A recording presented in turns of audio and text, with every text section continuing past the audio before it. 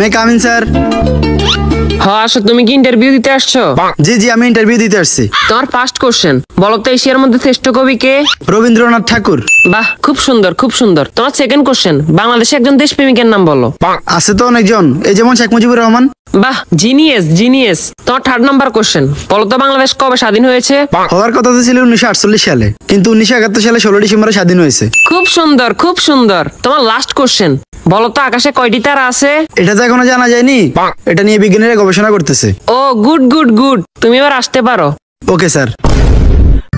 কি ও ভাই, ইন্টারভিউ দিয়ে আসছেন? হ্যাঁ ভাই, ইন্টারভিউ দিয়ে আসছি। কি কি কোশ্চেন আইলো? কোশ্চেন তো মনে নাই, কিন্তু উত্তর মনে আছে।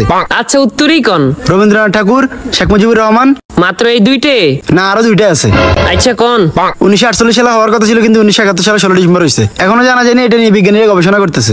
থ্যাংক ইউ ভাই, thank you. May I coming sir? আসো। তোমার নাম কি? রবীন্দ্রনাথ ঠাকুর। তো তোমার বাপের নাম কি? শেখ মুজিবুর রহমান। তোমার জন্ম কবে হয়েছে? হওয়ার কথা তো ছিল 1948 সালে, কিন্তু 1971 সালে 16 ডিসেম্বর হয়েছে। এই বেটা, তুই পাগল হয়েছিস নি?